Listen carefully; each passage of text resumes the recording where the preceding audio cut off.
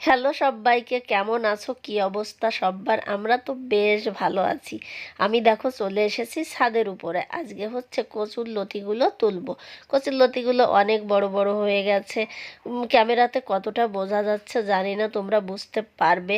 বেশ বড় বড় হয়েছে আর কি। আমি একটা কচুর লতি মেপেছিলাম, জানো তো। আমার মানে 2 হাত হয়ে 2.5 হাত মতন হয়েছে আর কি। তাহলে ভাবো কতটা লম্বা হয়েছে। এটা কিন্তু দেশি কচুরলতি। আর যদি মোটা মোটা হতো না তাহলে অনেকগুলো হতো আর কি। তো এই যে মোটামুটি যেগুলো হয়েছে আমাদের হয়ে যাবে। আর আজকে বোন আসছে, তার জন্য আর কি রান্না করব চিংড়ি দিয়ে কচুরলতি।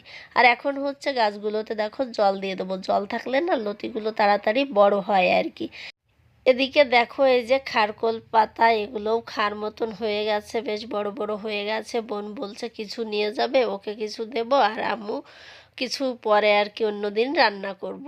এটা কিন্তু আমরা কিন্তু আমাদের মানে গ্রামের ভাষাতে ঘ্যাটকোল বলে থাকি।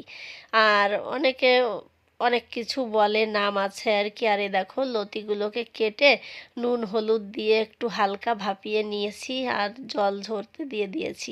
আর এইখানে দেখো চিংড়ি মাছগুলো ভাজি করে নিচ্ছি। আর আজকে দুপুরবেলার আমাদের মেনুতে আছে পুঁটি মাছ ভাজি, আর পুঁটি মাছের ঝাল করব, আর হচ্ছে কচুরলতি। তো এগুলোই ছিল হচ্ছে আজকে।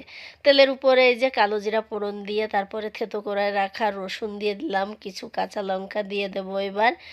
দিয়ে আর কি ভালো করে রসুনটাকে একটু লাল লাল করে ভেজে নিয়ে তারপরে চিংড়ি মাছ কচুরলতি দিয়ে দেবো, আর বাকি জিরের গুঁড়ো ধনের গুঁড়ো এই দেখো সমস্ত কিছু দিয়ে আর কি ভালো করে কষিয়ে নিচ্ছি। আর একটু ভালো করে কষাবো জল না দিয়ে। তারপরে কষানো হয়ে গেলে এখানে দিয়ে দিলাম একটু জল, দিয়ে ঢাকনা দিয়ে ঢেকে দিয়ে গরম মশলার গুঁড়ো দিয়ে নামিয়ে নেবো। ভালো লাগলে অবশ্যই চ্যানেলটিকে সাবস্ক্রাইব করে পাশে থেকে